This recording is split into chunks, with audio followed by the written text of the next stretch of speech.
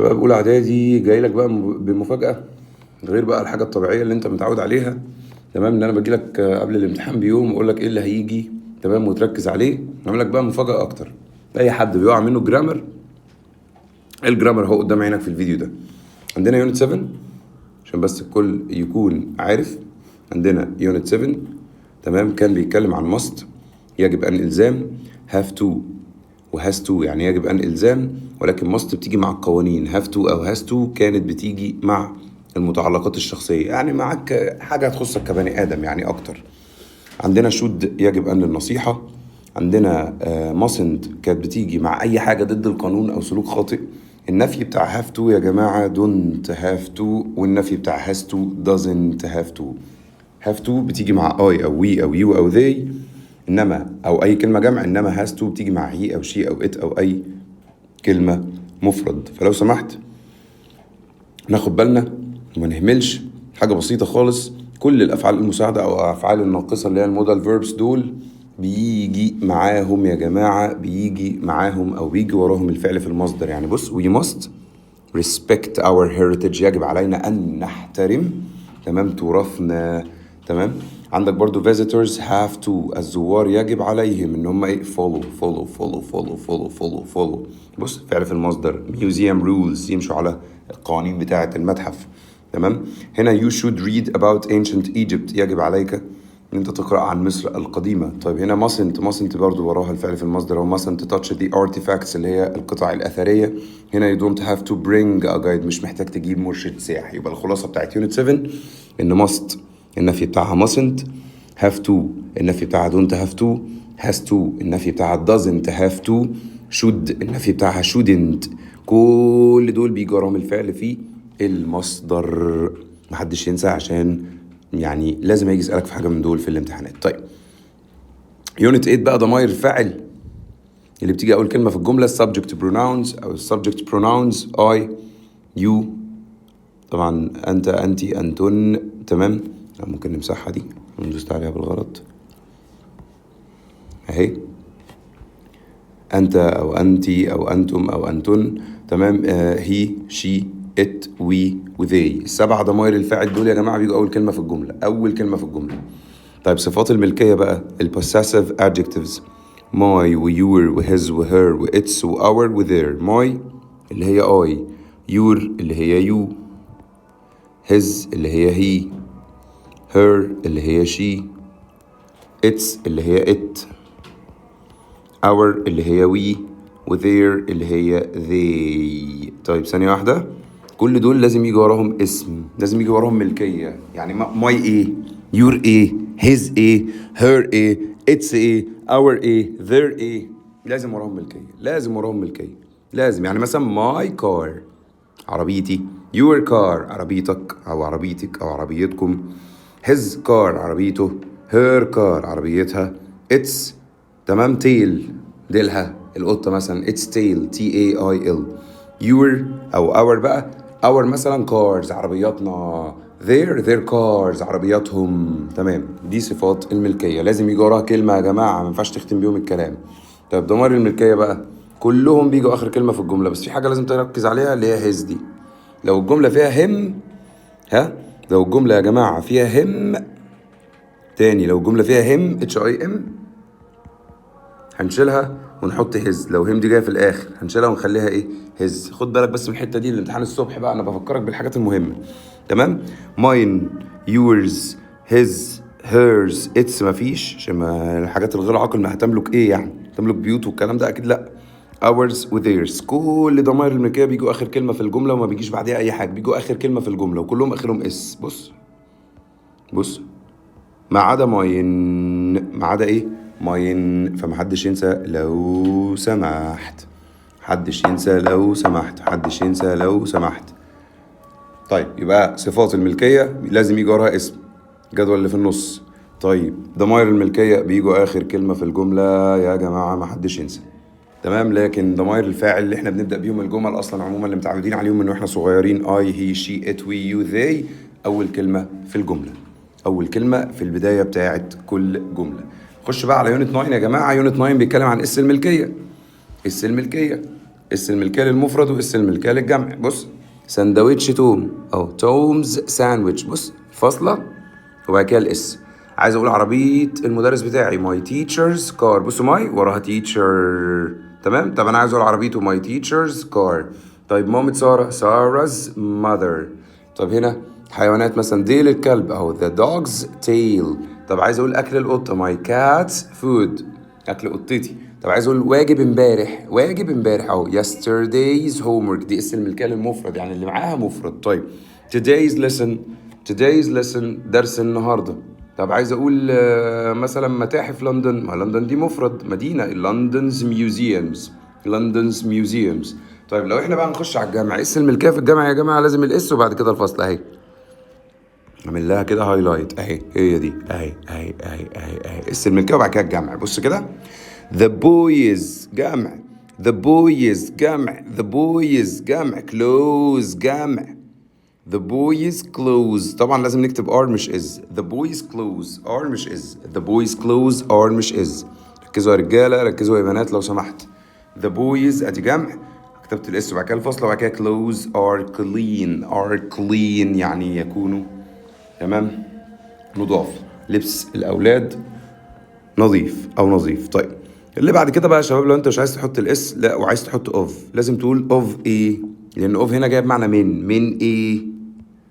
أوف هنا جايب معنى من إيه. يعني مثلا بص الباب بتاع إيه أو من إيه، أو the door of the house، the door of the house. طب عايز أقول مثلا لون العربية the color of the car، تمام. يعني هنا مثلا the color of the car، مثلا هكمل جملة أقول is red، لون العربية يكون أحمر.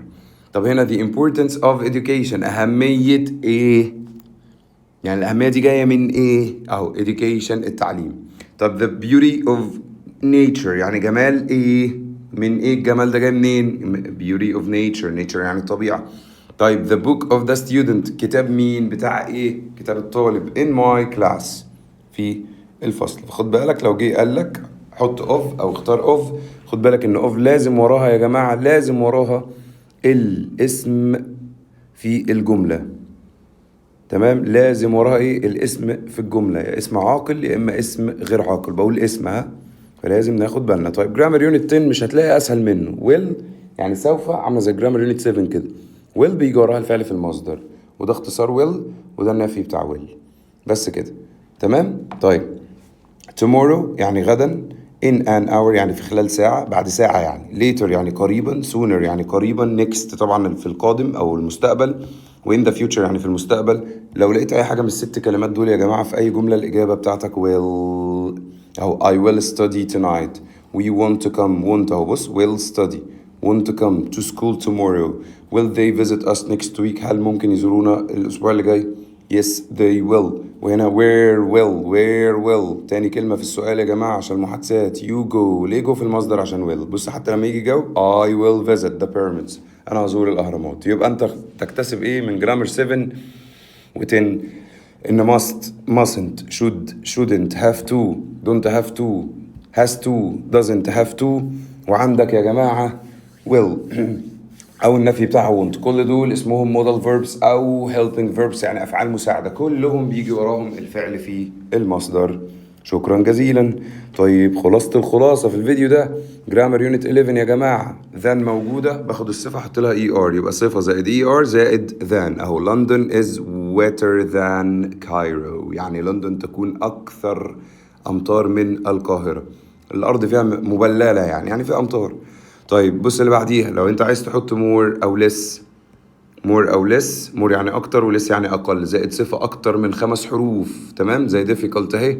بعد كده than، يبقى than يا جماعة معاها صفة 5 حروف او اقل من 5 هتاخد الصفة تحط لها er. طب لو في more او less، لو في more او less لازم وراهم صفة اكتر من 5 حروف. بعد كده than اهو climbing the mountains تسلق الجبال is، ولازم is لازم is هنا تسلق الجبال تسلق مفرد is more، ادي more وراها صفة اكتر من 5 حروف اللي هي كلمة difficult. بعد كده than، بعد كده hiking يعني المشي، طيب المشي للمسافات طويلة.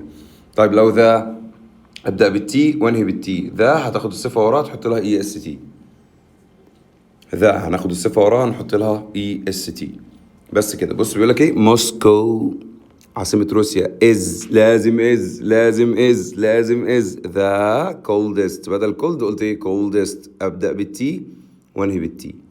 the coldest city today، يعني موسكو أسقع أو أبرد مدينة اليوم. طيب this dress، بص بقى لو أنت عايز تخليها the most أو the least، يا the most يا the least، الأكثر أو الأقل، لازم وراهم صفة أكتر من 5 حروف. يعني طول ما ذا موجودة هتاخد الصفة وراها تحط لها اي اس تي، ولو نسيت قول لنفسك ابدأ بالتي وانهي بالتي. طيب لو حد مش واخد باله وذا وراها صفة أكتر من 5 حروف، لازم هيبقى اسمها كده the most أو the least، the most أو the least. تمام، يبقى this dress is، بص لازم is the most الأكثر. بص بقى beautiful one in the clothes shop، يعني ده أفضل أو أجمل فستان في محل الملابس. بص بقى عندنا صفات، 3 صفات حالات شاذة، لحد فاكر كتبتهم على البورد أكتر من مرة. عندنا bad بتتحول ل worse than، أسوأ من. bad سيء بتتحول ل worse than، أسوأ من. عندنا the worst الأسوأ، يعني لو في than هتبقى اسمها worse than، لو في the هتبقى اسمها the worst. طيب good هتحول ل better than. طيب لو في the هتبقى اسمها the best الأفضل، بيبقى better than يعني أفضل من، إنما the best يعني الأفضل. طيب far يعني بعيد، عايز أقول أبعد من farther than، وخلي بالكم ممكن تكتب كده، ممكن نفس الكلمة دي يا جماعة بس تكتب كده further وبعد كده than، وممكن تتكتب كده the furthest يعني باليو، ممكن تتكتب بالايه، ممكن تتكتب باليو، فخدوا بالكم يعني عشان لو جت كده او جت كده. تمام، يبقى عندك 3 صفات بس هم اللي مختلفين. تمام، bad بتتحول ل worse than لو في ذا بيبقى اسمها the worst. good بتتحول ل better than لو في ذا بيبقى اسمها the best. far بتتحول ل farther than أو further than لو في ذا يبقى اسمها the farthest أو the furthest. بس كده. كمل بقى معايا يا رجالة، كمل معايا يا بنات، كملوا معايا. عندك بس كده حاجة أخيرة هكتبها لك هنا في جرامر يونت 12. بص بقى يا شباب معايا على جرامر يونت 12، ولو سمحت ركزوا معايا على قد ما تقدروا. بص كده عندك كلمة طير بحلمك دي، بص على الشمال معايا. بيجي وراها أي اسم مفرد غير عاقل. طب أن بيجي وراها أي اسم مفرد غير عاقل أوله حرف متحرك، يعني أو الكلمة اللي وراها أن لازم أولها إيه أو أو أو يو أو إي أو آي، عشان بس كده الكل يكون واخد باله. طيب صم بقى، صم يعني بعض. صم بتيجي في أي جملة عادية نحط فيها صم، أو أي سؤال أوله could، اكتبها لكم هنا could أو would أو may أو كان أو what about أو how about أهي عشان لو مش باين، يا could يا may يا would يا كان يا what about يا how about. ده اسمه سؤال عرض وطلب، بطلب من حد حاجة بطريقة مؤدبة أو بعرض على حد حاجة بطريقة مؤدبة عشان بس كل الناس تبقى عارفة. فلقيت أي كلمة من دول أول كلمة في السؤال الإجابة some. طب اني بقى، اني يعني اني بتيجي في اي جملة منفية او سؤال، اي جملة فيها نوت اختار اني. طيب السؤال اي سؤال بادئ باي حاجة في الدنيا ما عدا ال6 اللي انا كاتبهم لك اللي بيجوا مع صم، محدش بقى ينسى لو سمحت، ما عدا ال6 يا جماعة اللي كاتبهم ليكوا اللي بيجوا مع صم. طيب تعالى بقى اللي بعد كده a lot of يعني كتير، بيجي وراها اي جمع a lot of. طب لو اتقالت a lot بس بتيجي اخر كلمة في الجملة معناها كتير، بيجي وراها جمع يعد وجمع لا يعد عادي. طب ميني يعني كتير، ميني بيجي وراها اس الجمع، لازم الكلمة اللي وراها يبقى اخرها اس لازم. طب ماتش بيجي وراها اس الجمع، لا ماتش ما بيجيش وراها اس الجمع. صح خد بالك، ماتش يعني كتير برضه، ولكن ماتش بيجي وراها جمع لا يعد، يعني الجمع اللي وراها مش اخره اس، الجمع اللي وراها مش اخره اس. طيب فيو يعني قليل، زيها زي ميني، بص انا بعمل سهم زيها زي ميني بس معناها قليل، بيجي وراها عشان بس كل الناس تبقى عارفة بيجي وراها ايه، لازم الكل ياخد باله بيجي وراها ايه. فيو بيجي وراها جمع اخره اس برضو بس معناها قليل. طب ليتل بيجي وراها جمع ولكن لا يعد بس برضو معناها قليل، معناها ايه تاني قليل. يبقى ميني يعني كتير بيجي وراها اس الجمع. تمام. much يعني كتير بيجي وراها جمع لا يعد، يعني الكلمة اللي وراها اللي بعد النقط مش آخرها اس، جمع وخلاص. زي money فلوس، أنا ما قلتش لحد كام، أنا بقول لك فلوس وخلاص. bread عيش، ما قلتش لحد كام رغيف، أنا بقول لك عيش وخلاص. تمام. طب few زيها زي many، few بيجي وراها جمع يعد، يعني الجمع اللي وراها آخره اس. طب little بيجي وراها جمع لا يعد، يعني مش آخره اس، يعني زيها زي much. دي خلاصة يونت 12. الفيديو البسيط ده خلاصة الخلاصة في الجرامر، يخليك تخش الامتحان تقفل الجرامر في أي امتحان، ولكن لازم تكون شخص فاهم فاهم، ما تعديش أي تفصيلة في الفيديو ده يا جماعة وخلاص. كده نكون ختمنا خلاصة الخلاصة أو فيديو التيك أواي بتاعنا على الجرامر. بالتوفيق للجميع.